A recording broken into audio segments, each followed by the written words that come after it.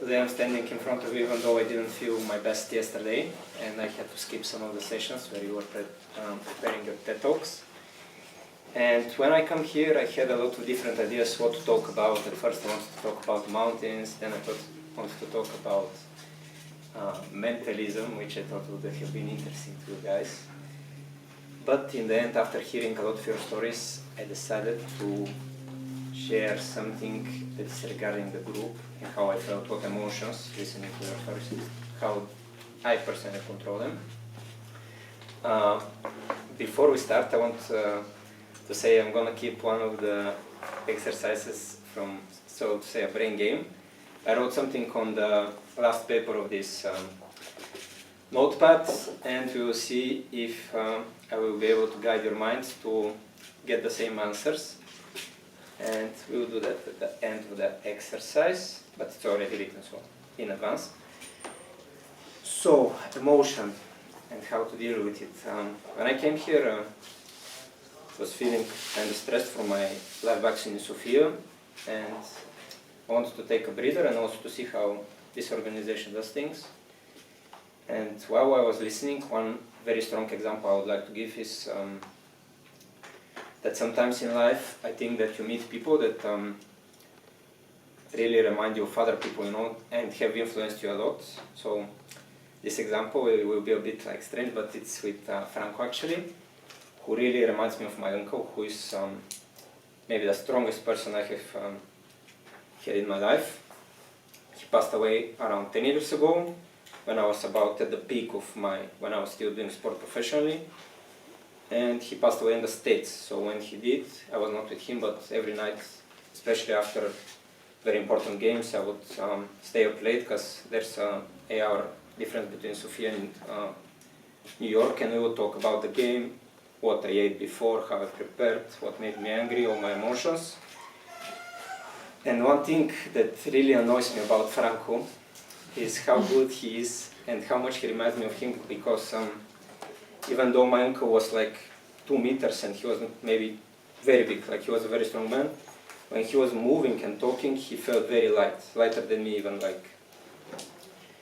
And when I met Franco, because he has more experience than me and he is where I want to be in life in, let's say, 20 years with a stable family, I saw a lot of the things he was teaching me, and that makes my heart get crunched with a fist, so to say. But I think this emotion should be funneled in something positive. And in life I always try to gather my emotions, be it negative, positive, and always funnel them in like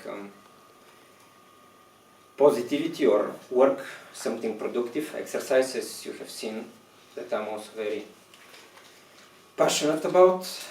And I also want to thank some of the other people here that also brought really strong stories, for example David.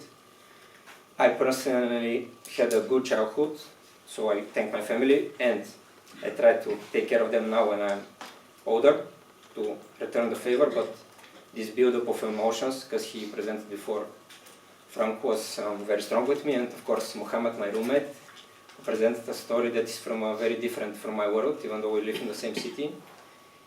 So these emotions can be guided into something positive. And now, because I also had some mentalism